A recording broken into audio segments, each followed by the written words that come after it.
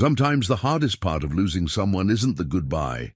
It's learning how to live in a world where they're just gone. Clay Whitman knew that pain better than most. His wife Linda died 3 years ago, and his son Ben left soon after, unable to bear the memories. Now Clay worked his family farm alone, the same land his grandfather had cleared by hand. One morning, while breaking up an old rock near a twisted oak tree, his pickaxe struck something hollow.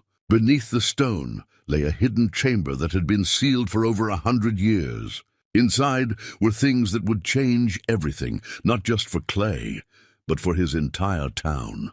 What he discovered would finally bring his son home. But could it heal the distance between them?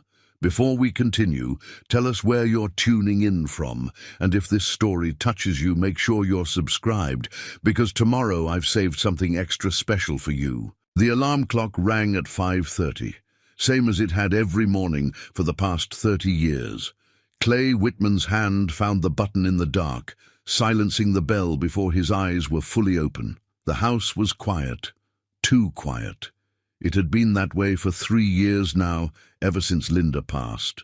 He sat on the edge of the bed, feet finding the worn floorboards, and allowed himself a moment before the day began. The bedroom still held traces of her.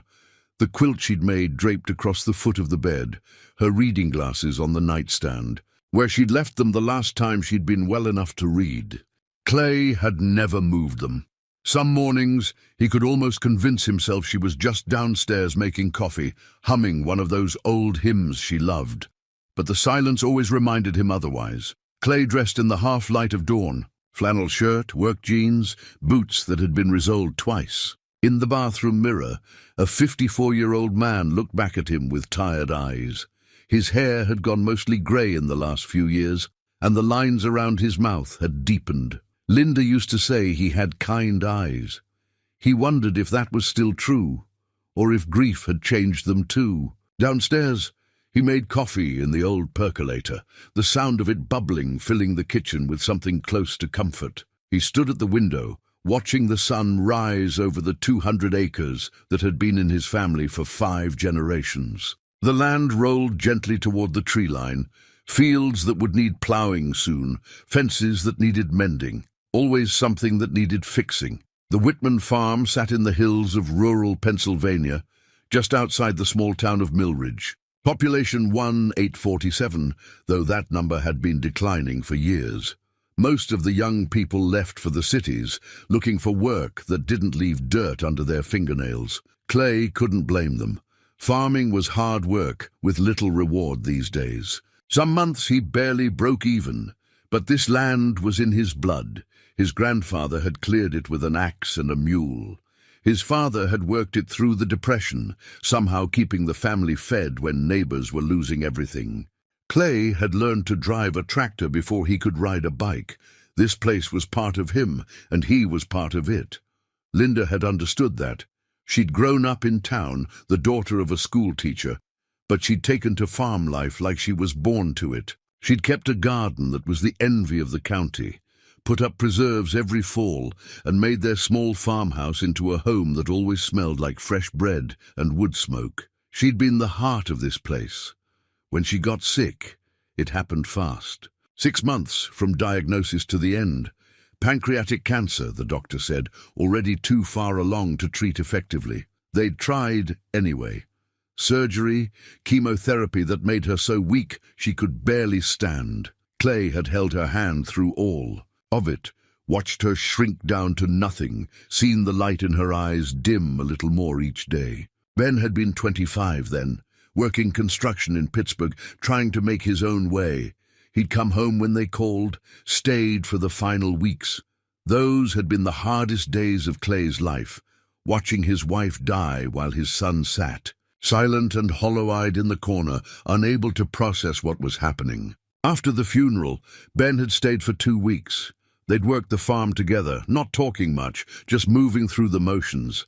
But Clay could feel his son pulling away, grief building a wall between them. One morning, he'd come downstairs to find Ben's truck gone and a note on the table. "I'm sorry, Dad. I can't stay here right now. Everything reminds me of her." That had been nearly 3 years ago. They'd talked on the phone maybe a dozen times since then. Awkward conversations where neither of them said what they really meant. Clay would ask how work was going. Ben would say fine. Ben would ask about the farm. Clay would say he was managing. Then silence would stretch between them until one of them found an excuse to hang up. Clay poured his coffee and took it out to the porch. The April morning was cool, the air fresh with the smell of earth and growing things. This was his favorite time of day before the work began, when he could just sit and watch the world wake up. His gaze drifted to the old oak tree at the eastern edge of the near field. It was a massive thing, probably 200 years old, with a trunk so wide it would take 3 men to circle it with their arms. What made it remarkable, though, was the boulder it grew through. A huge split stone, maybe 10 feet across, with the oak's trunk rising right through the middle where the 2 halves of rock had separated. Local kids used to say the tree had broken the stone, but Clay's grandfather had told him the truth. The boulder had been split by ice ages ago, and an acorn had fallen in the crack. Over decades, the tree had simply grown around what was in its way. Linda had loved that tree. She'd painted it, photographed it in every season, written a little history of it for the County Historical Society.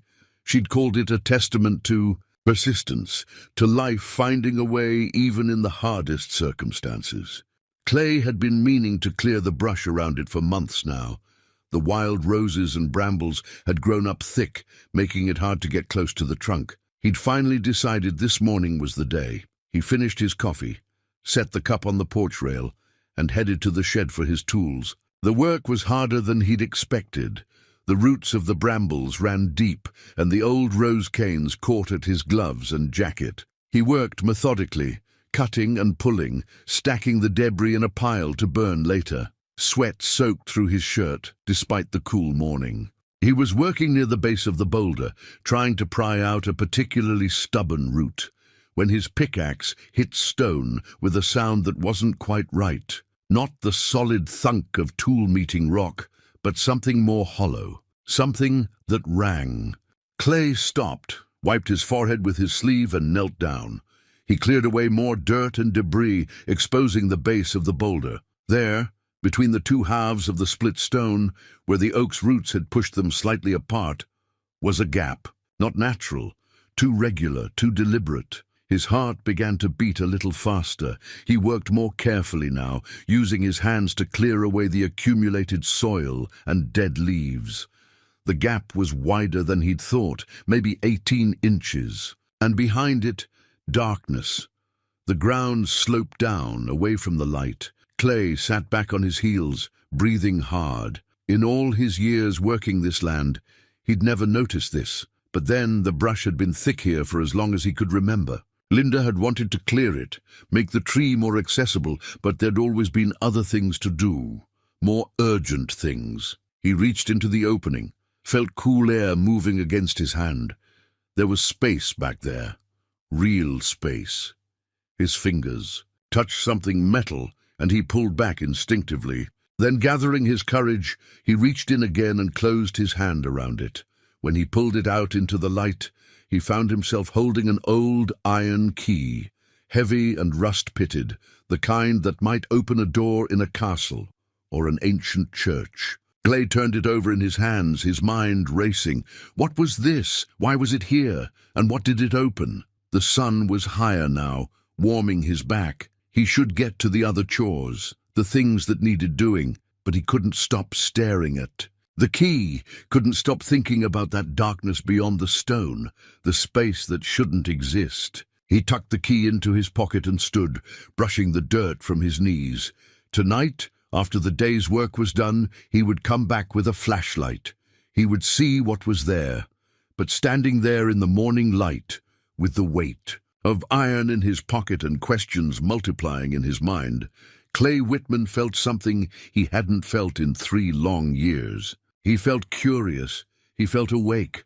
For the first time since Linda died, he felt like something was about to begin. Clay couldn't focus on his work. All day, as he repaired fence posts and checked on the early plantings, his hand kept drifting to his pocket, fingers closing around the iron key. By 3 in the afternoon, he gave up pretending he could concentrate on anything else. He went to the barn and gathered proper tools, a heavy-duty flashlight, a crowbar, work gloves, and a coil of rope. He felt slightly foolish, like a boy playing at adventure, but something in his gut told him this was important. This was real. The sun was still high when he returned to the oak tree. In the daylight, the opening seemed less mysterious, just a gap between stones. But when he knelt and shone his flashlight into the darkness, his breath caught. Stone steps, carefully carved, descending into the earth. Clay's hands trembled slightly as he cleared more debris from the opening. The gap was just wide enough for a man to squeeze through if he turned sideways. He tested the first step with his boot, solid, stable. The stone was dry, which seemed impossible for something that had been buried for who knew how long. He took a breath and eased himself through the opening. The stairs went down about 12 feet, ending in a small chamber. Clay swept the flashlight beam around, and his mind struggled to make sense of what he was seeing. The room was perhaps 15 feet square, with a ceiling just tall enough for him to stand upright. The walls were made of fitted stone, the workmanship careful and deliberate. This wasn't a natural cave. Someone had built this. The air was cool but not damp, surprisingly fresh. There must be ventilation somewhere, though he couldn't immediately see it. Along one wall stood a wooden workbench, and on it sat an old oil lantern, a few simple tools, and something wrapped in oilcloth. Clay approached the bench carefully, half afraid the whole thing might crumble at his touch. But when he picked up the oilcloth bundle, it was solid, preserved by the dry air and careful wrapping. His fingers worked at the ties, stiff with age, until they finally came loose. Inside was a book, a journal bound in leather that had once been brown but had faded to a mottled gray. No title on the cover, just a simple brass clasp holding it shut. Clay opened it with shaking hands. The first page bore a date, April 3rd, 1858. Below it, in careful script, "This record I keep in faith that what we do here matters, though we work in darkness and in secret. May God grant that future eyes which read these words live in a time when such work is no longer needed." Nathaniel Cross. Clay's knees went weak. He sat down hard on an old wooden chair, barely noticing its creak of protest. Nathaniel Cross. That was the name on the original deed to this property, the first Whitman ancestor to own this land. At least that's what the family had always believed. But the dates didn't match what Clay had been told. Nathaniel was supposed to have arrived here in the 1840s, established the farm, and then sold it to Clay's great-great-grandfather William in 1865. But this journal said 1858, and Nathaniel was writing about working in secret. Clay turned the page, his eyes racing over the entries. April 15th, 1858. 3 souls arrived last night, a mother and 2 young children. The husband was sold south 6 months ago. She has nothing but hope and the clothes they wear. We gave them food, fresh garments, and a safe place to rest. Tomorrow night, when the moon is down, Samuel will take them north to the next station. May 2nd, 1858. A close call. Riders came through asking questions. I told them I'd seen nothing, which is true in the way that matters. I saw nothing I intend to speak of. They didn't search, thank Providence. The family of 4 hidden below never made a sound. June 10th, 1858. Sometimes I wonder at the darkness in men's hearts, that they would claim ownership of another soul. But then I see the light in the eyes of those we help, the way a mother holds her children knowing they have a chance at freedom. And I know this work is holy. Whatever the cost, it is worth paying. Clay's hands were shaking so hard he had to set the journal down. His farm, his family's land, had been a station on the Underground Railroad. Right here in this chamber beneath the oak tree, people fleeing slavery had found shelter. And Nathaniel Cross hadn't been just a farmer. He'd been part of something dangerous, something noble, something that mattered more than profit or safety. He picked up the journal again, turning pages carefully. Entry after entry documented the people who had passed through, their names, their stories, where they'd come from, where they hoped to go. Some entries were brief, just noting that people had arrived and been sent on. Others were longer, more personal. Nathaniel wrote about a young man who played the fiddle and filled the chamber with music, about an elderly woman who prayed over him with tears running down her face, about children who laughed despite everything they'd survived. The last entry was dated November 4th, 1863. The war continues, but the cause is just and victory will come. This station has served its purpose well. By my count, 247 souls have found safety here over these 5 years. That number represents families, futures, the continuation of hope in dark times. The chamber will remain sealed and secret until such time as the world has changed enough that this history can be told without danger. To whoever finds this, you stand on ground made sacred by the courage of those who passed through. Honor their memory. Continue their work in whatever form your time requires. The struggle for human dignity is never finished. Clay sat in the silence of the underground chamber, surrounded by history he'd never known existed. His land meant more than he'd understood. His family's story was more complicated, more meaningful than the simple narrative he'd been told. And in that moment, sitting in the darkness with only his flashlight beam cutting through the shadows, Clay knew exactly what he had to do. He had to call Ben.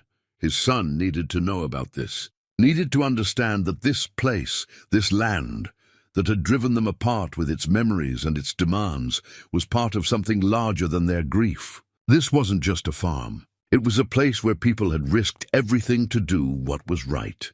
Clay climbed the stone steps, emerged into the late afternoon light, and pulled out his phone. His finger hovered over Ben's name in his contacts. They hadn't spoken in 8 months. The last conversation had been stilted, painful, ending with an awkward goodbye and a promise to talk soon that neither of them had kept. But this was bigger than their discomfort. This was history. This was family. This was important. Clay pressed the call button and lifted the phone to his ear. It rang 3 times before Ben answered, his voice cautious.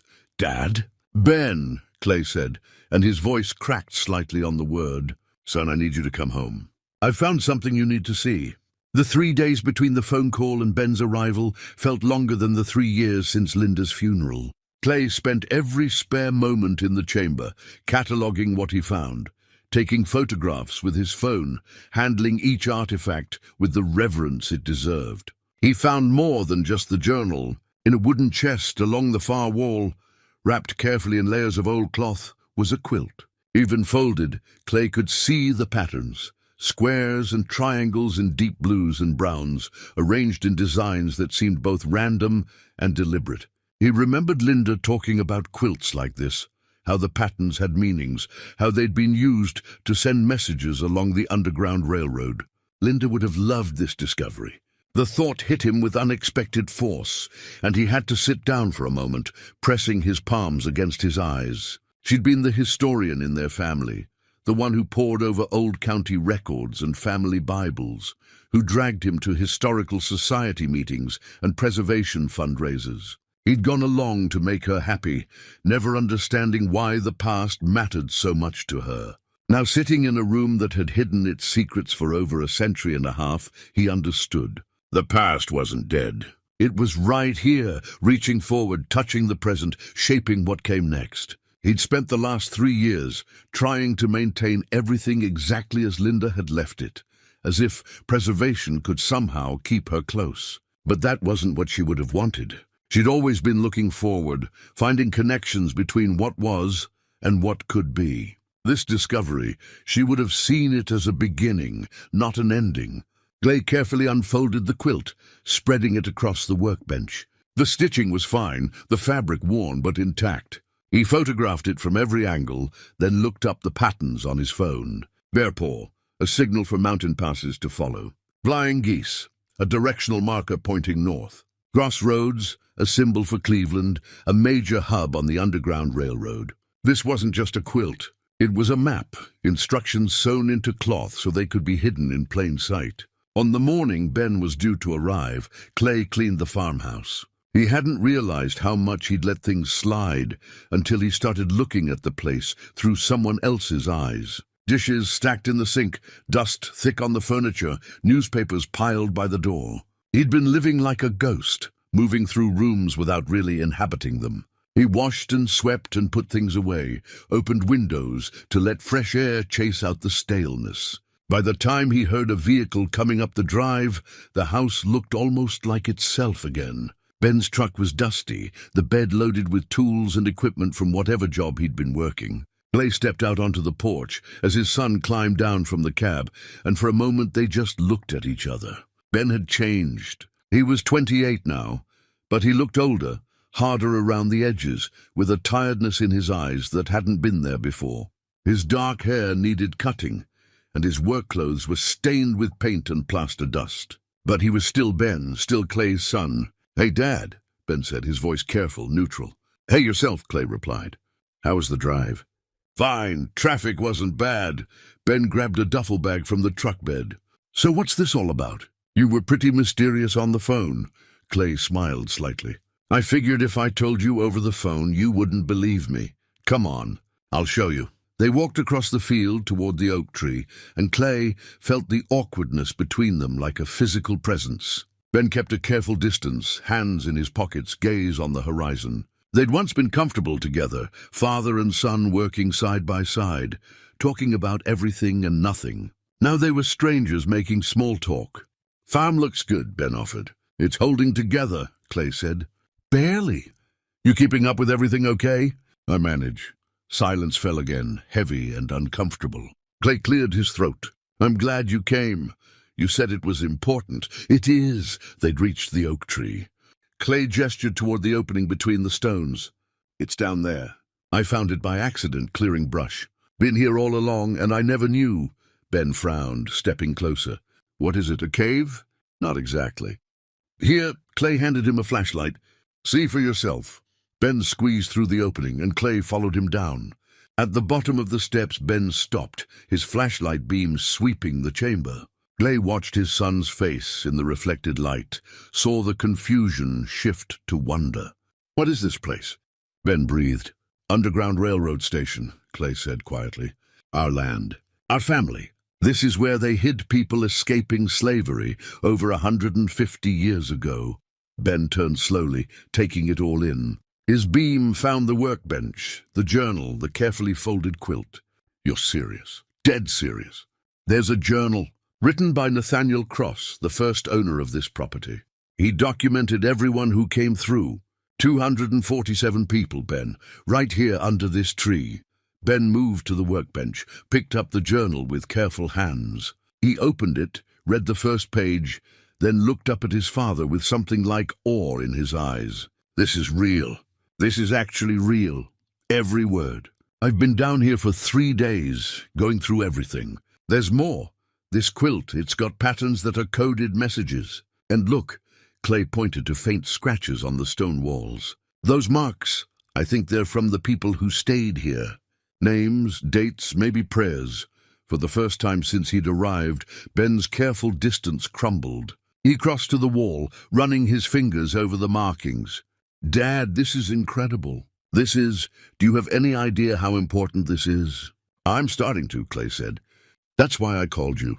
I needed you to see it. This place, this land, it's not just ours. It's part of something bigger, something that mattered." Ben turned to face him, and in his eyes Clay saw the boy he'd been before grief had changed him. "Mom would have gone crazy over this. She'd have been down here with her camera and her notebooks, documenting every detail." "I know," Clay said softly. "I've been thinking about her a lot the last few days, wishing she could see this." The moment stretched between them, the first honest acknowledgement of Linda's absence they'd shared since the funeral. Ben's throat worked and he looked away. "Yeah, me too." They spent the next hour exploring the chamber together. Ben photographed everything with his phone, asked questions Clay couldn't always answer, marveled at the craftsmanship of the hidden room. The awkwardness between them didn't disappear, but it eased slightly, pushed aside by shared wonder. "What are you going to do?" Ben asked finally. "You have to tell someone about this, right? Historians, maybe the county museum?" "I already called Dr. Iris Pemberton at the Historical Society. She's coming tomorrow to verify everything." "But Ben," Clay paused, "I wanted you here first." "Your family. You should be part of this. Ben met his eyes, and something complicated passed across his face. "I'm only here for a few days, Dad. I've got to get back to work." "I know, but stay through the weekend? Help me figure out what to do with all this." Ben hesitated, then nodded slowly. "Yeah, okay, through the weekend." It wasn't much. It wasn't the healing Clay had hoped for, but it was a start. Dr. Iris Pemberton arrived precisely at 9 the next morning, driving a sensible sedan that had seen better days. She was in her early 60s, with steel-grey hair pulled back in a practical bun and eyes that missed nothing. Clay had met her a few times at the Historical Society events Linda used to drag him to, and he remembered her as sharp-minded and no-nonsense. She shook hands with both Clay and Ben on the porch, her grip firm. "Mr. Whitman, thank you for calling me. I'll confess I barely slept last night thinking about what you described." "Wait until you see it," Ben said, and Clay heard genuine excitement in his son's voice. It had been a long time since he'd heard Ben excited about anything. They led her to the oak tree and down into the chamber. Dr. Pemberton moved carefully, her flashlight beam methodical as she examined every surface. She said nothing for several minutes, just looked and occasionally made notes in a small leather notebook she'd pulled from her bag. Finally, she turned to Clay. "Do you have any idea what you've found here? A piece of history?" Clay offered. "More than that. This is a remarkably well-preserved underground railroad station. Most of the ones we know about have been destroyed or significantly altered over time. But this," she gestured around the chamber, "this is nearly pristine. The dry conditions, the sealed entrance, the lack of disturbance. Mr. Whitman, this is a major historical discovery." Ben glanced at Clay, something like pride flickering across his face. Clay felt a strange warmth in his chest. When was the last time his son had looked at him that way? Dr. Pemberton spent the next 2 hours examining everything in detail. She photographed the journal, handling it with cotton gloves she'd brought. She studied the quilt, identifying patterns Clay hadn't noticed. And then, while carefully examining the workbench, she found something none of them had seen. "There's a false bottom in this drawer," she said, her voice tight with controlled excitement. Clay and Ben crowded close as she worked a small knife around the edges of what they'd thought was a solid drawer bottom. With a soft click it came free, revealing a hidden compartment beneath. Inside was another book, smaller than the journal. Dr. Pemberton lifted it out with careful hands and opened it. Her eyes widened. "It's a ledger, a record of names." She set it on the workbench where they could all see. Page after page of names, written in the same careful script as the journal. But these entries were different, just names, dates, and brief notations. Arrived July 12th, 1858. Mother, father, 3 children. Sent north July 14th. Single man, August 3, 1859, injured foot. Remained 9 days. "How many?" Clay asked quietly. Dr. Pemberton turned pages, counting silently. "Over 200 entries. Each one represents at least one person, sometimes whole families." She looked up at them, her professional composure cracking slightly. "Each one of these names is someone who risked everything for freedom. Someone Nathaniel Cross risked his life to protect." Ben leaned over the ledger, his finger tracing down the columns. "Look at this one. Young girl, maybe 8 years. Traveled alone. Spoke no English. Drew pictures to communicate. God, she was just a kid." "They often were," Dr. Pemberton said gently. "Families would send children north when they could, hoping they'd be safer. It doesn't bear thinking about too closely what these people endured." They worked together for the rest of the morning, Dr. Pemberton guiding them through proper documentation procedures. She explained what needed to be done: academic verification, carbon dating of the materials, cross-referencing the names with other Underground Railroad records, securing the site to prevent damage or theft. "This will take time," she said. "Months, possibly years, to fully research and authenticate everything. But I can tell you right now, this is legitimate. The writing style matches the period. The materials are consistent with mid-19th century construction. And the historical details in the journal align with what we know about Underground Railroad operations in this region." "What happens now?" Clay asked. "That's partly up to you." This is your property, so you have some say in how this proceeds. But I'd strongly recommend we bring in the State Historical Preservation Office, possibly apply for landmark status. There may be grant funding available for preservation and interpretation. Clay felt suddenly overwhelmed. I just wanted to understand what I'd found. I didn't think about it becoming this big. Dr. Pemberton smiled kindly. History has a way of being bigger than we expect, Mr. Whitman, but you don't have to do this alone. The Historical Society will help. I'll help. After Dr. Pemberton left, promising to return with colleagues and proper equipment, Clay and Ben walked back to the house in silence.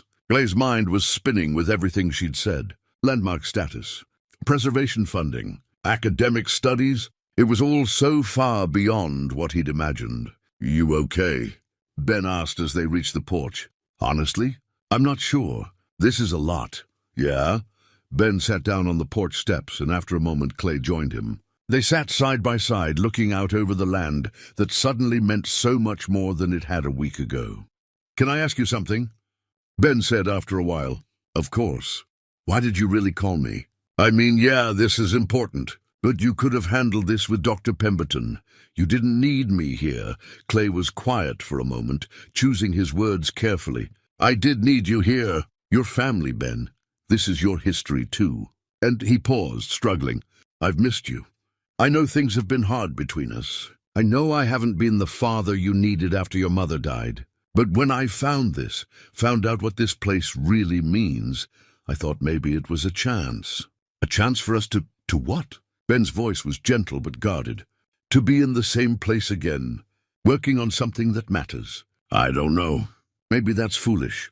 Ben was quiet for a long time. Then he said, "I left because everything here reminded me of her. The kitchen where she cooked, the garden she planted, her chair in the living room. I couldn't walk through this house without seeing her everywhere, and it hurt too much." "I know," Clay said. "I felt the same way. Still do some days, but you stayed. I didn't know where else to go. This land, it's all I know how to do. And leaving felt like abandoning her somehow, even though I know that doesn't make sense." Ben nodded slowly. "I've been miserable in Pittsburgh. The work's fine, but it's just work. No meaning to it. No connection. I've been drifting, Dad, just getting by day to day, not really living. That makes two of us." Then they sat with that admission hanging between them, both of them acknowledging what they'd been avoiding for 3 years. They'd both been lost, both been surviving rather than living. "This discovery," Ben said eventually, "it's important, not just historically.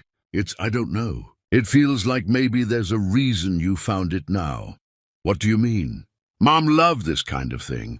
Local history, stories about real people doing courageous things. And this place, this chamber, it's about people who were separated from their families, trying to find their way back together, trying to be free." Ben turned to look at Clay. "Maybe that's what we need to do. Find our way back to each other." Clay felt his throat tighten. "I'd like that, son. I really would." "Then let's do it. Let's figure this out together. Not just the historical stuff, but us. We can't keep going the way we have been." "No," Clay agreed. "We can't." It wasn't a solution. It wasn't instant healing, but it was honest, and it was a beginning. For the first time in 3 years, Clay felt something like hope. The days settled into a rhythm. Mornings, Clay and Ben worked the farm together, the regular work that still needed doing regardless of what lay beneath the oak tree. Afternoons, they made the drive into Millridge to the Historical Society, where Dr. Pemberton had given them access to the archives. Clay had never spent much time in the basement of the old courthouse building where the Historical Society kept its records. Linda had volunteered here for years, cataloging documents and organizing photographs, but he'd rarely joined her.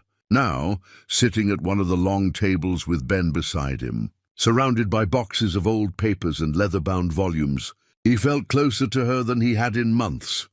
"Look at this," Ben said one afternoon, sliding a book across the table. It was a county history published in 1889, its pages brittle with age. He'd marked a section with his finger. "There's a mention of Nathaniel Cross." Clay leaned over to read. "Among the early settlers of Millridge Township was Nathaniel Cross.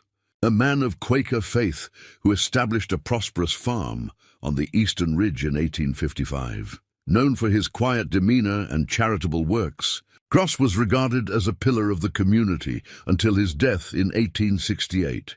He never married, and upon his passing, the property transferred to William Cross, believed to be a distant relative who had come to assist in the farm's operation during Cross's final years. "William Cross," Clay said quietly. "That's my great-great-grandfather. At least that's what I always thought. But it says believed to be a distant relative," Ben pointed out. "Not confirmed. And why would Nathaniel leave the farm to a distant relative instead of closer family?" Dr. Pemberton appeared beside them, reading over their shoulders. "That's an excellent question. And I may have found part of the answer." She set down a folder she'd been carrying. "I've been going through birth and death records. There's no record of Nathaniel Cross marrying or fathering any children, at least not officially. But I did find something interesting." She opened the folder and pulled out a photocopy of an old document. This is from the Quaker meeting records.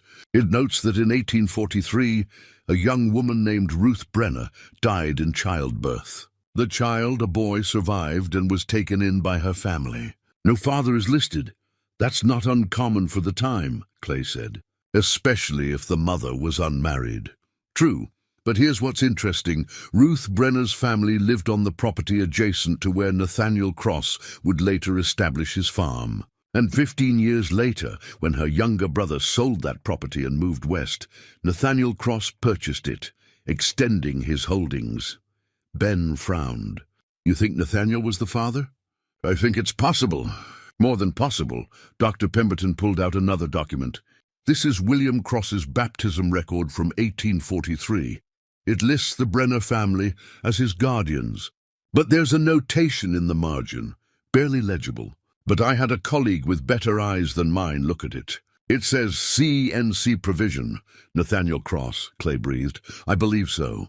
I think Nathaniel had a relationship with Ruth Brenner. She died giving birth to their son, and he made provisions for the boy's care while keeping his own involvement quiet. Perhaps to protect the child from scandal, perhaps because of his Quaker beliefs about responsibility. Either way, he kept watch over William from a distance, and eventually the boy came to work the farm with him." Clay sat back in his chair, his mind reeling. If this was true, then William Cross hadn't been a distant relative at all. He'd been Nathaniel's son, which meant we're directly descended from Nathaniel Cross, Ben said, voicing what Clay was thinking. "This land, the work he did here, it's not just our property. It's our bloodline." That evening, they drove back to the farm in thoughtful silence. Clay kept turning the discovery over in his mind, trying to reconcile this new understanding with the family history he'd always believed. Everything felt different now, as if the ground beneath him had shifted slightly but fundamentally.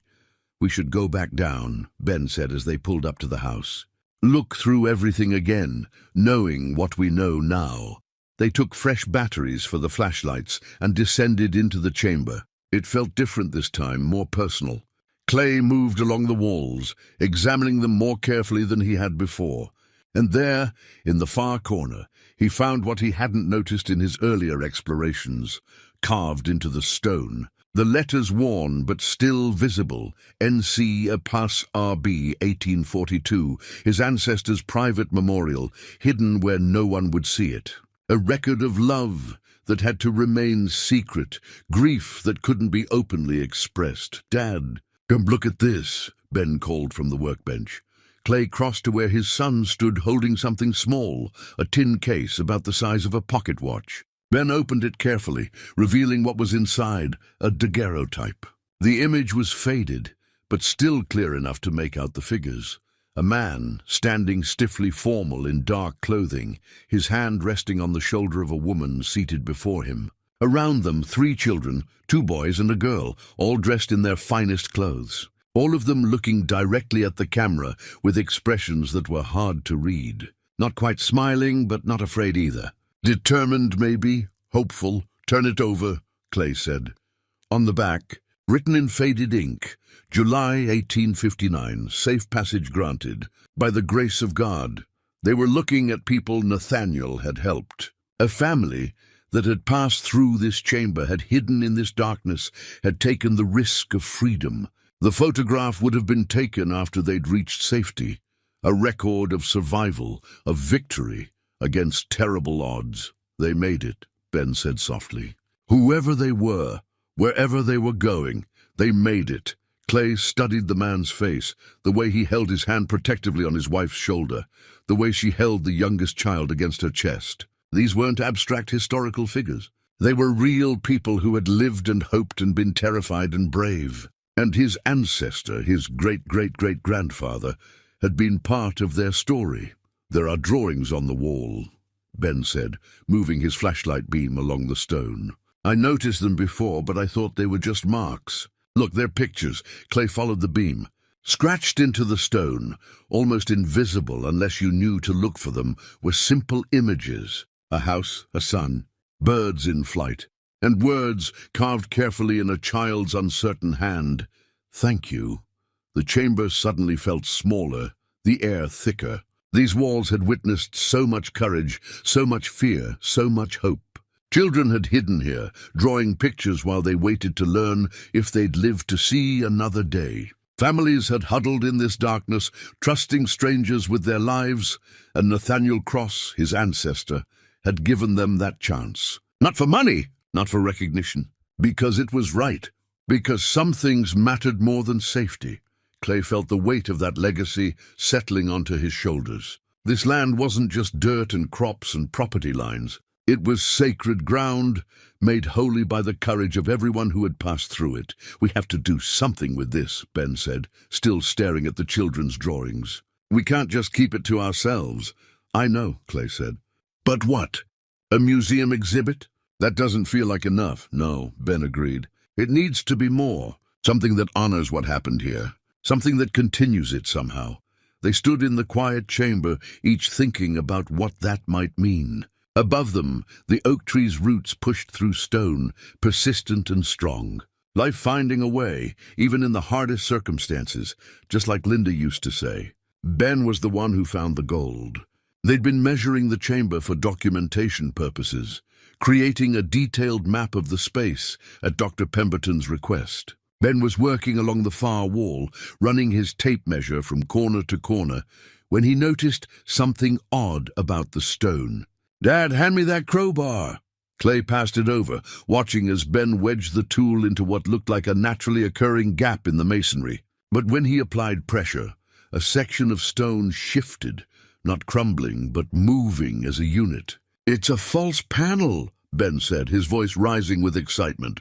He worked carefully, prying the stone loose. Behind it was a small cavity, and inside that, a metal box about the size of a shoebox. Clay's hands shook as they lifted it out together. The box was heavy, sealed with wax that had gone brittle with age. Ben used his pocket knife to break the seal, then carefully opened the lid.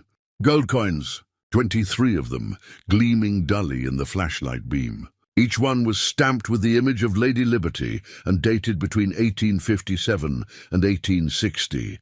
Tucked beside the coins was a piece of paper, folded and yellowed. Clay unfolded it with careful fingers and read aloud, "For those who continue the work, should I fall." This gold was given by friends of the cause to fund safe passage and new beginnings. I've needed little of it. Providence has provided. Let it serve future need in the ongoing struggle for human dignity and freedom. Use it wisely. Use it well. N.C., March 1863. They sat in silence for a long moment, the weight of the discovery settling over them. Finally, Ben spoke. How much do you think it's worth? I don't know. Maybe 50,000? More if they're rare dates. Clay carefully set the note back in the box. It belongs in a museum, with the rest of the artifacts. Does it? Ben's tone was careful, not argumentative, but questioning. Nathaniel says it's for those who continue the work. He meant it to be used, not displayed. What are you suggesting? I'm suggesting we think about what continuing the work means. Maybe it means donating to organizations that help refugees or support civil rights causes. Or, Ben hesitated, or maybe it means keeping this place going, this farm, making sure it can continue to mean something. Clay felt a knot forming in his stomach. "Ben, I need to tell you something." His son looked at him, waiting. "The farm is in trouble.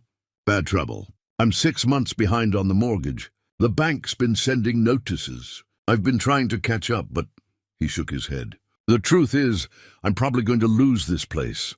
Ben's face went through several expressions: surprise, concern, and then something that looked like anger. "Why didn't you tell me? Why didn't you ask for help? What help could you give? You're barely making ends meet yourself. I didn't want to burden you with my problems. Dad, I've been sending money." Now it was Clay's turn to be surprised. "What?" "Every month, whatever I could spare. I've been sending it to Aunt Diane. She said she'd make sure it helped with the bills." Ben's voice was tight. "I thought you knew. I thought you were too proud to acknowledge it." Clay felt like he'd been punched. Linda's sister Diane had been helping him with paperwork after Linda died, dealing with insurance claims and medical bills. She'd never mentioned that Ben was sending money.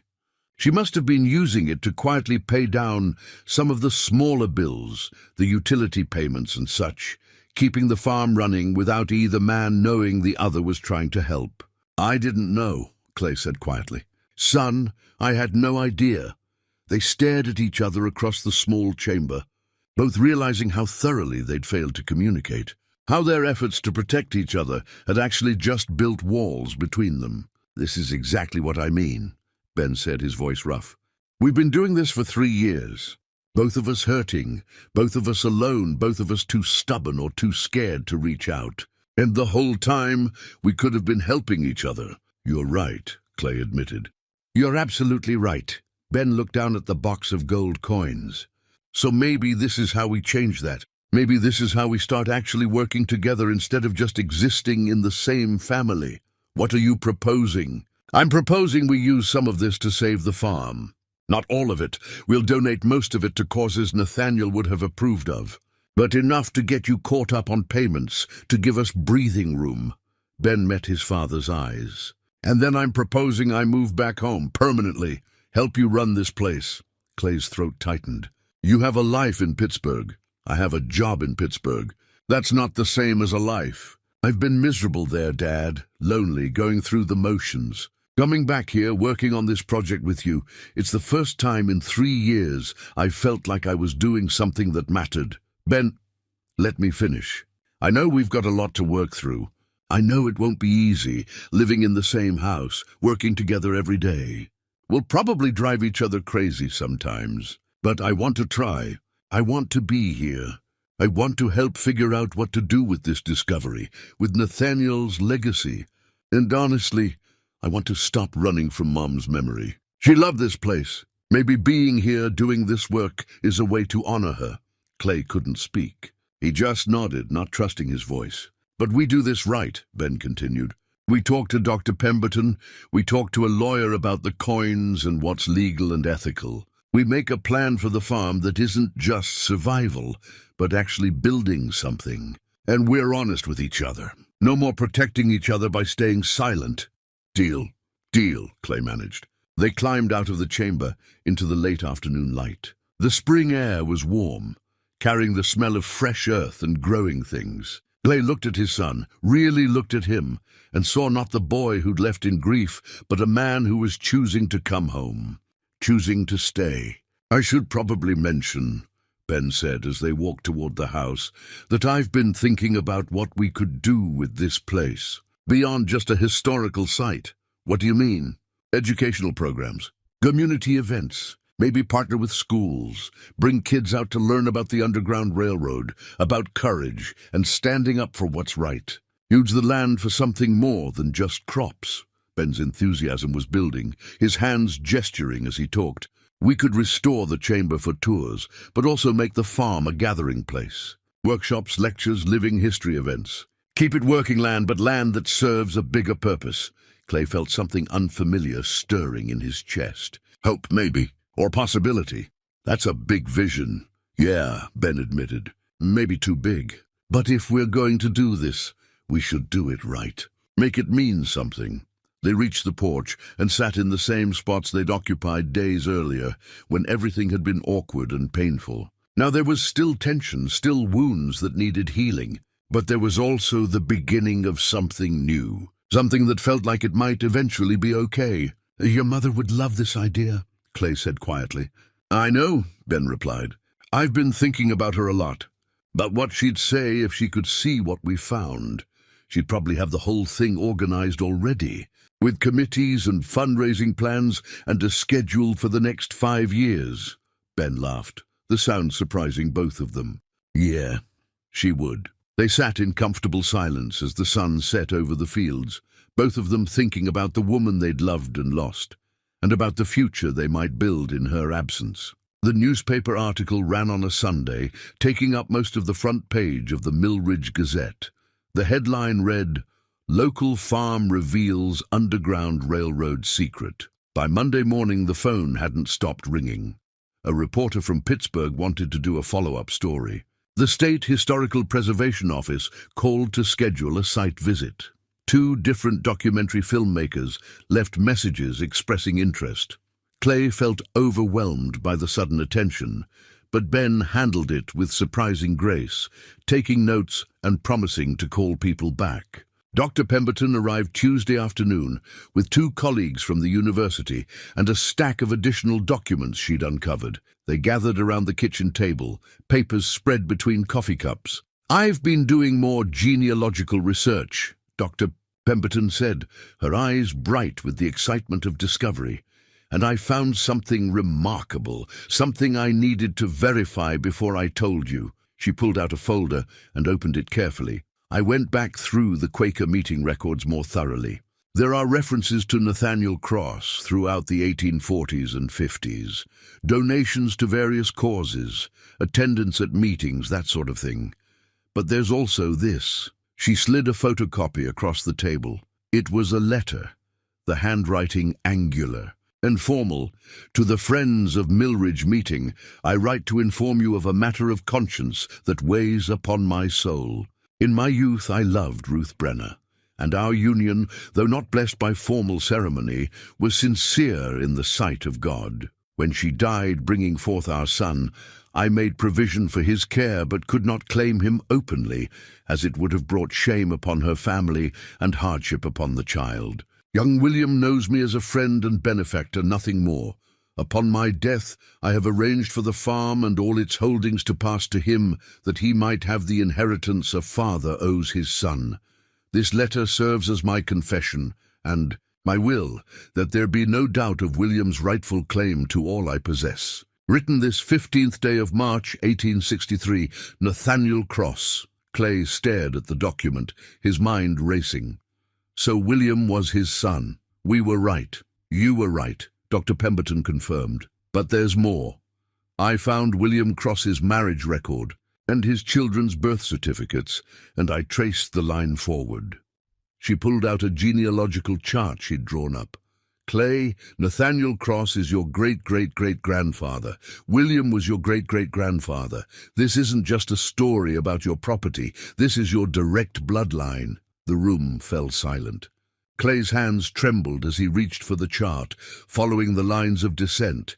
Nathaniel to William, William to James, James to Robert, Robert to Clay's father, and then to Clay himself, and to Ben. We're his descendants, Ben said quietly. His actual family.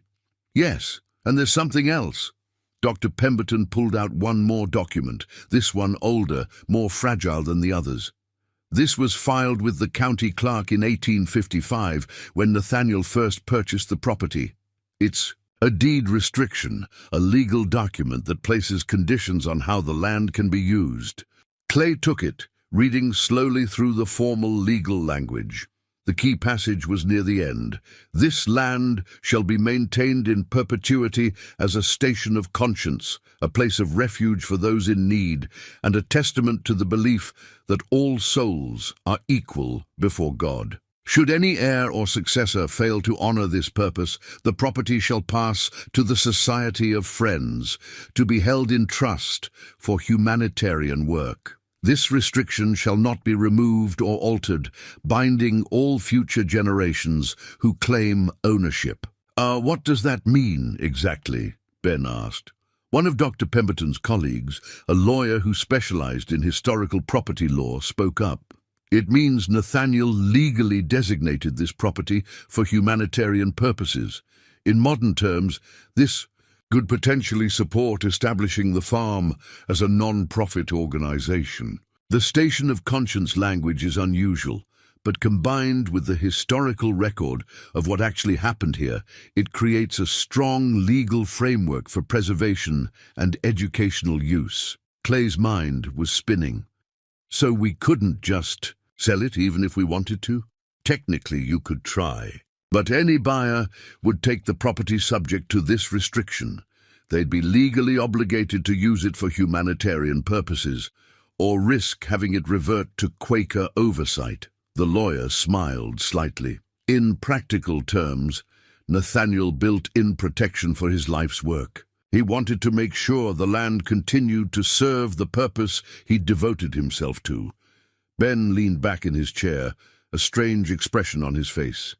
He knew, somehow, he knew that future generations might forget, or might be tempted to use the land for something else. So he made it impossible. He was a man who thought long-term, Dr. Pemberton agreed, and apparently a man who trusted that his descendants would understand and honor what he'd built here. After the visitors left, Clay and Ben walked down to the chamber. They'd been going there most evenings now, drawn by something neither of them could quite name. It felt right to sit in that space, to be close to the history they'd uncovered. Clay held the copy of Nathaniel's letter, reading it again by flashlight.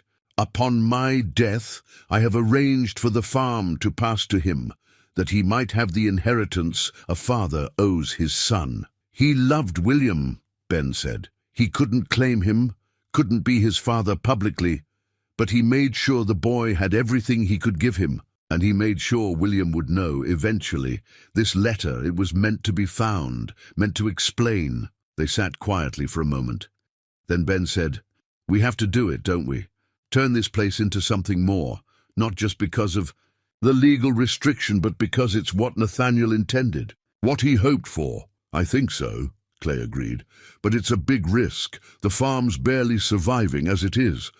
Trying to turn it into an educational center, a non-profit. We could lose everything. We're losing everything anyway, Dad. At least this way.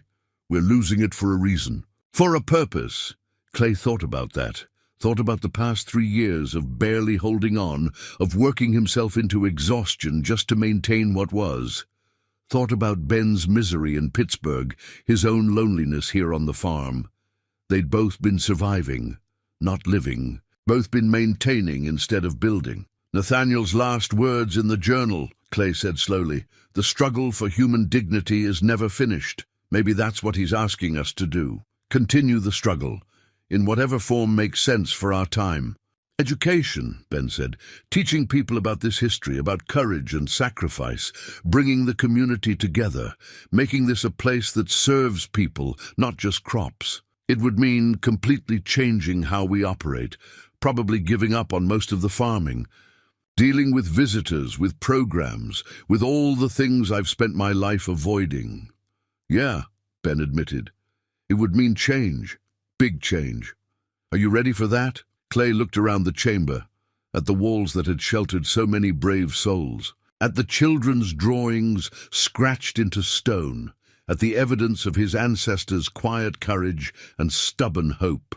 "I don't know if I'm ready," he said honestly, "but I think it's what we're meant to do, what Linda would want us to do, what Nathaniel trusted his family to do." "Then let's do it," Ben said. "Let's honor them both. Let's make this place matter again." Clay reached out and gripped his son's shoulder. Together, Ben agreed. Above them, the oak tree's roots pushed through ancient stone, holding firm, holding steady, the way they'd been doing for over a century and a half, waiting for this moment. Attorney Gordon Sheffield's office was in a restored Victorian house on Main Street, the kind of place that felt more like a comfortable library than a law office.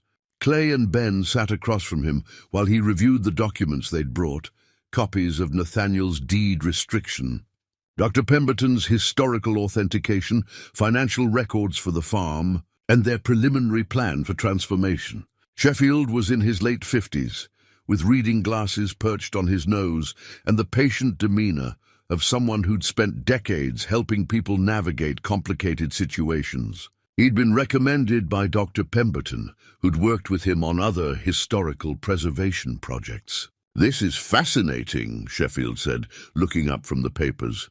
"And legally it's quite solid. The deed restriction gives you a framework that most people spend years trying to establish. Nathaniel Cross essentially pre-approved non-profit status for this property 160 years ago. So we can do it?" Ben asked. "Turn the farm into an educational center." "You can.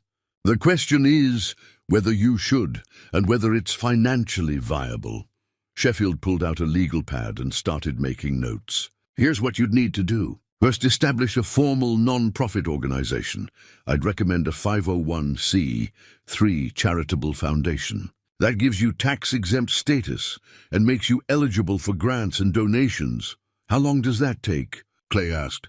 "With the historical documentation you have and the deed restriction, probably 90 days to get preliminary approval. Full certification could take 6 months." Sheffield looked at Clay over his glasses. "You mentioned the farm is behind on mortgage payments." "How far behind?" Clay felt his face flush with embarrassment. 6 months. "The bank sent a foreclosure notice last week." Sheffield's expression remained neutral, professional. "Then we need to move quickly. I'll need to contact the bank, see if we can negotiate a restructuring based on the proposed non-profit status. The historical significance of the property may work in your favor. Banks generally don't want the public relations nightmare of foreclosing on an underground railroad site." "What if they say no?"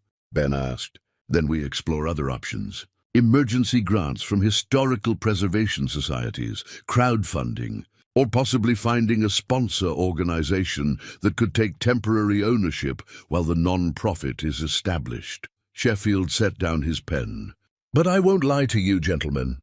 This is going to be challenging. You're asking a financial institution to gamble on a vision that doesn't exist yet." Clay and Ben exchanged glances. "We have to try," Clay said. "I agree, and I think you have a compelling case. Let me make some calls." Sheffield stood, signaling the meeting was coming to a close. "In the meantime, I need you to work with Dr. Pemberton to formalize your educational plan. The bank will want to see concrete details, projected revenue, operational costs, sustainable business model." "Can you have that ready in a week?" "We'll have it ready," Ben promised. The next 7 days were the most intense work Clay had done in years. He and Ben spent every evening at the kitchen table, surrounded by spreadsheets and business plans, trying to turn their vision into something concrete and convincing. Dr. Pemberton came by twice to help, bringing data from similar historical sites around the region. A restored underground railroad station in Ohio was bringing in 40,000 visitors a year.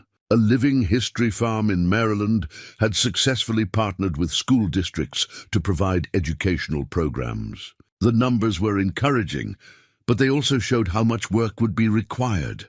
"You'll need staff," Dr. Pemberton said, reviewing their draft budget. "At minimum, a site manager, 2 educators, and someone to handle bookings and visitor relations." "That's 4 salaries," Clay said, feeling overwhelmed. "How do we fund that before we have revenue coming in?" "Grants," she replied. "I've already identified 3 foundations that fund historical education projects.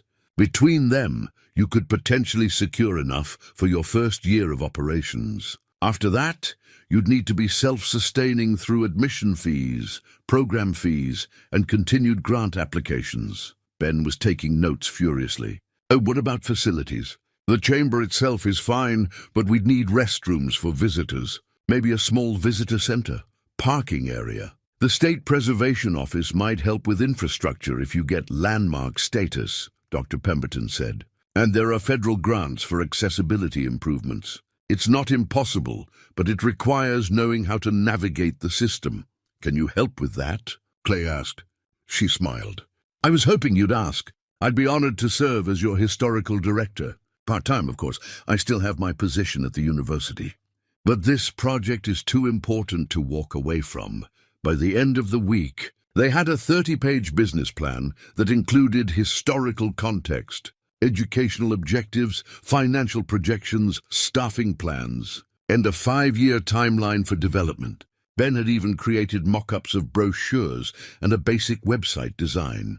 "Dad, look at this," Ben said late one night, showing Clay something on his laptop.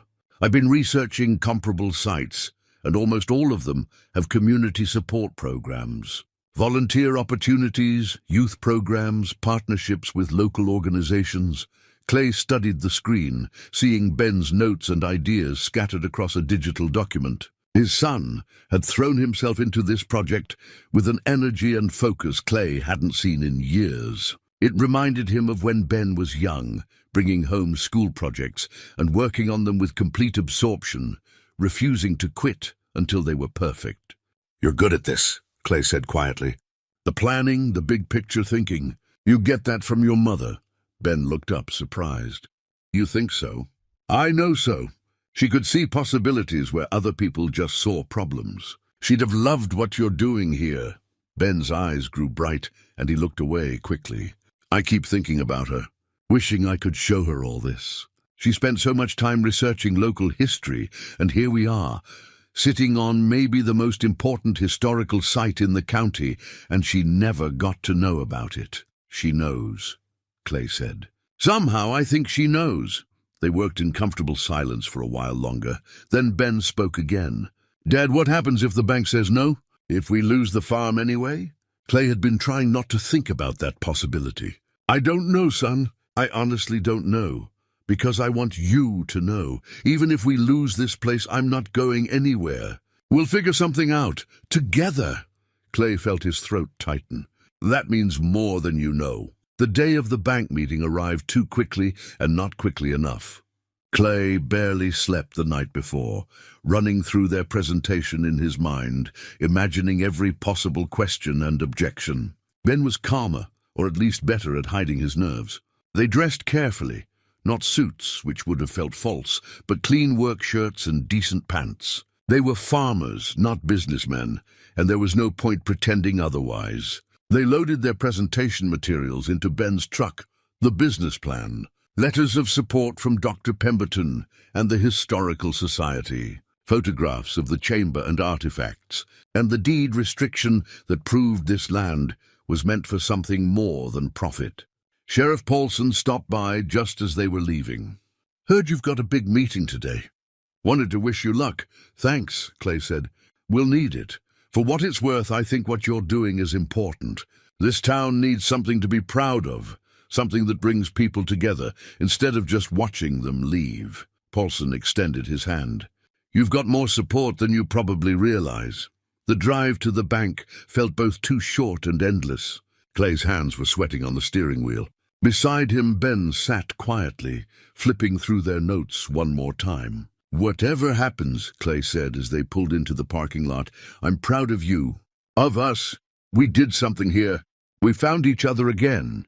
Ben looked at his father and smiled. "Yeah, we did. Now let's go save the farm."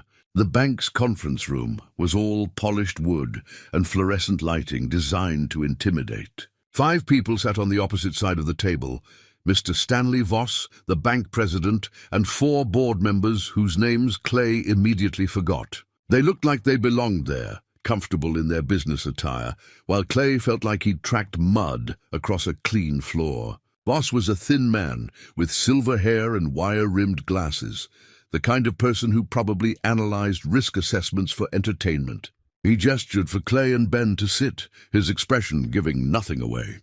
"Gentlemen, thank you for coming. I understand you have a proposal regarding the Whitman property." Clay's mouth was dry. He started to speak, but his voice came out rough. He cleared his throat and tried again. "Yes, sir. We'd like to request a loan restructuring based on new information about the property's historical significance." "I've read Mr. Sheffield's initial brief," Voss said. "Underground railroad station, family connection to the original conductor. Quite the discovery." Clay couldn't tell if that was meant to be encouraging or dismissive. He pulled out the presentation binder they'd prepared, passing copies to each board member. Ben had organized it beautifully: photographs of the chamber, transcribed journal entries, Dr. Pemberton's authentication letter, and the business plan. The property has been verified by the State Historical Society as an authentic and remarkably well-preserved underground railroad station. Clay began, his voice steadier now. Our ancestor Nathaniel Cross helped 247 people escape slavery between 1858 and 1863. The chamber beneath the oak tree, the journal, the artifacts, they're all documented here. He walked them through the discovery, explaining how the chamber had remained sealed for over a century and a half. He showed them photographs of the journal entries, the quilt with its coded patterns, the ledger of names. One of the board members, a woman in her 40s, leaned forward to study the images more closely. "This is remarkable," she said quietly. "I had no idea anything like this existed in our area." "Neither did we," Clay admitted. "But now that we know, we have a responsibility to preserve it, to share it." Ben took over, presenting the transformation plan. He explained their vision clearly and confidently. Educational programs for schools, guided tours, community events, partnerships with universities. He walked them through the financial projections, showing comparable sites and their success rates. "We've identified 3 major grant opportunities that would fund our first year of operations," Ben said. "After that, we project sustainability through a combination of admission fees, program fees, and ongoing grant applications. Dr. Pemberton from the State Historical Society has agreed to serve as our historical director." Voss listened without expression, occasionally making notes. When Ben finished, he folded his hands on the table. "These are impressive plans, but plans don't pay mortgages. You're 6 months behind on payments, Mr. Whitman. The bank has already initiated foreclosure proceedings." Clay felt his heart sink, but he pressed on. "I understand that. But the property has value beyond its market price. This is a significant historical site. The deed restriction from 1855 designates it for humanitarian purposes in perpetuity. Any buyer would take it subject to those restrictions, which makes it harder to sell, not easier," Voss pointed out. "Or it makes it more valuable to the right buyer," Ben countered. "A historical society, an educational foundation, a museum, organizations that would want it specifically because of those restrictions." Another board member, an older man with kind eyes, spoke up. "Mr. Voss, I think we need to consider the public relations angle here. If we foreclose on an underground railroad site, especially one with this level of historical significance, it won't reflect well on the bank. We're not in the business of making decisions based on sentiment," Voss replied. "We have fiduciary responsibilities." "I'm not talking about sentiment," the man said. "I'm talking about community standing and long-term relationships. The Whitman family has banked here for 5 generations." Clay seized the opening. "Sir, I'm not asking for charity. I'm asking for a chance. Restructure the loan with lower payments over a longer term, tied to our non-profit status. Give us 90 days to finalize the non-profit paperwork and secure initial grant funding. If we can't meet those benchmarks, you can proceed with foreclosure." Voss studied him for a long moment. "You're asking us to gamble on history and hope, Mr. Whitman." "No, sir," Clay said, and he was surprised by the strength in his own voice. "I'm asking you to invest in community and purpose. This farm has been saving lives for over 160 years. It saved mine. It saved my sons. We're not asking you to bet against us. We're asking you to bet with us." The room fell silent. Clay could hear his own heartbeat, feel Ben's tension beside him. Everything they'd worked for, everything they'd discovered and planned and hoped, it all came down to this moment. Voss glanced at his fellow board members. "We need to deliberate privately. If you'll wait outside, please." Clay and Ben gathered their materials and left the conference room. The hallway felt too bright, too exposed. They sat in uncomfortable chairs near the elevator, not speaking. Ben's leg bounced with nervous energy. Clay's hands were clasped so tightly his knuckles were white. 20 minutes passed, then 30. Clay kept checking his watch, though he knew it wouldn't make the time move faster. "Dad," Ben said quietly, Whatever happens, we tried. We did everything we could. I know. And we're okay, you and me. That's what matters most. Clay looked at his son and felt a rush of gratitude and love, so intense it nearly took his breath away. Yeah, he managed. We are. The conference room door opened. Voss stood in the doorway, his expression unreadable. Gentlemen, if you'll come back in. They returned to their seats. Clay's heart was pounding so hard he thought everyone must be able to hear it. Voss sat down, adjusted his glasses, and looked at them both. The board has reached a decision. Voss opened the folder in front of him, and Clay braced himself for disappointment. He'd seen that look before, the careful, professional expression of someone about to deliver bad news. We've reviewed your proposal thoroughly, Voss began. The historical significance of the property is undeniable. The business plan, while ambitious, shows genuine research and realistic projections. Dr. Pemberton's involvement lends credibility to the educational component. Clay's fingernails dug into his palms. Just tell us, he thought. However, Voss continued, and Clay's heart sank. The bank has fiduciary responsibilities. We cannot make decisions based solely on emotional considerations or historical interest. We must evaluate financial viability and risk. Ben's hand found Clay's shoulder, a silent gesture of support. Voss looked at them both, and something shifted in his expression, something almost human beneath the professional veneer. That said, we also recognize that some investments aren't just about the safest return. Sometimes they're about doing what's necessary for the community we serve. Clay's breath caught. The board has voted to approve a conditional loan restructuring, Voss said. We will extend your loan term, reduce your monthly payments, and suspend foreclosure proceedings. However, there are specific conditions that must be met. Clay couldn't speak. Ben's grip on his shoulder tightened. First, you must complete non-profit status certification within 90 days. Second, you must secure at least one major grant within 6 months, minimum $50,000. Third, you and your son must both be listed as co-directors and primary operators of the property. And fourth, you'll be subject to quarterly reviews to ensure you're meeting operational benchmarks. We can do that, Ben said immediately. All of it. Voss held up a hand. Understand this is not a gift. If you fail to meet any of these conditions, foreclosure proceedings will resume. The bank is taking a significant risk here. We understand, Clay said, finding his voice at last. And we won't let you down. Voss nodded, then did something unexpected. He removed his glasses and rubbed the bridge of his nose, suddenly looking less like a banker and more like a tired man carrying old memories. My great-grandfather was helped by the Underground Railroad. Somewhere in Ohio, I think, though the family records are vague. He made it to Canada, worked for years saving money, and eventually came back to buy land here in Pennsylvania. Built a life, raised a family. He looked directly at Clay. I never knew where he was sheltered, who helped him, who risked everything to give him that chance. When I read your proposal, saw the names in that ledger, I kept thinking, maybe someone's ancestor wrote my great-grandfather's name in a book like that. Maybe someone's family is sitting here today because of what your ancestor did.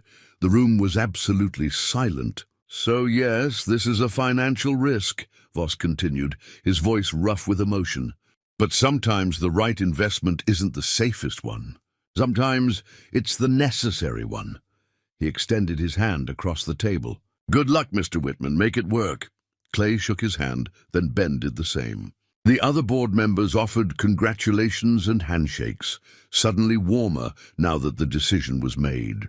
The woman who'd been studying the photographs promised to volunteer once programs started. The kind-eyed man mentioned his granddaughter's school might be interested in field trips. They signed preliminary paperwork, received copies of the restructuring terms, and scheduled a follow-up meeting. It all felt surreal, like Clay was watching it happen to someone else. Outside, in the bright sunshine of the parking lot, Ben let out a whoop of joy that startled a passing businessman. He grabbed Clay in a fierce hug, lifting him slightly off the ground despite Clay's protests. We did it, Ben said, laughing. Dad, we actually did it. Clay hugged his son back, feeling tears on his face and not caring. We did. They drove home in a daze of relief and excitement, already making plans. Ben called Attorney Sheffield with the news. Clay called Dr. Pemberton, who shrieked with delight so loudly he had to hold the phone away from his ear. By the time they pulled up to the farmhouse, word was already spreading through Millridge's small network of interested parties. They walked down to the chamber together, needing to be in that space, to tell Nathaniel somehow that his trust hadn't been misplaced. Clay stood in the center of the room, looking at the walls that had witnessed so much courage. "We have to decide about the gold," Ben said. "We need some of it to get the operation started, but the rest should go to the causes Nathaniel would have wanted." "Half and half," Clay agreed. "Half to establish the foundation, half donated to organizations helping refugees and displaced families. Modern-day freedom seekers. He'd approve of that." They climbed back up into the fading afternoon light. The oak tree stood massive and solid above them, its roots still pushing through ancient stone, still holding firm after all these years. "I need to visit your mother's grave," Clay said. "Tell her what we're doing. Will you come with me?" Ben nodded. "Yeah, I'd like that." They drove to the small cemetery outside town and stood together at Linda's headstone. Clay told her about the discovery, about Ben coming home, about the plan to transform the farm. He told her they were going to be okay, that they'd found their way back to each other. Ben knelt and placed his hand on the stone. "We're going to make something good, Mom, something that would make you proud." As the sun set, painting the sky in shades of gold and rose, father and son stood side by side, no longer separated by grief, but united by purpose and hope. 3 months had changed everything. Clay stood at the chamber entrance on a crisp October morning, watching as workers installed the memorial plaque they'd commissioned. Brass, with letters deeply engraved so they'd last another century or more. Ben supervised the placement, making sure it was level, making sure it was right. The inscription read, "In memory of Nathaniel Cross and all who sought freedom here. May this place forever stand for courage, hope, and human dignity." The farmhouse was different now, too. Ben's old room was occupied again, his belongings unpacked, his presence filling spaces that had been empty too long. They'd established a morning routine, coffee together before the day's work began, easy conversation about plans and problems, the comfortable rhythm of two people learning to live and work side by side. The non-profit paperwork had been approved 2 weeks earlier. Cross Farm Heritage Center, officially recognized as a 501c3 charitable foundation. Dr. Pemberton served as historical director, and they'd hired 2 part-time educators from the community college. A retired teacher named Mrs. Judith Crane volunteered 3 days a week, bringing homemade cookies and endless energy. The first grant had come through, $75,000 from the State Historical Preservation Fund. More applications were pending. A documentary crew had spent a week filming, and their piece would air on the state PBS station next month. School districts from 3 counties had already booked field trips for the spring. Today was the soft opening, a small ceremony for supporters and community members before they opened to the public next week. Folding chairs were set up near the oak tree, maybe 50 of them. Not a huge crowd, but the right people, those who'd believed in the vision from the beginning. Sheriff Paulson arrived early, helping arrange the chairs.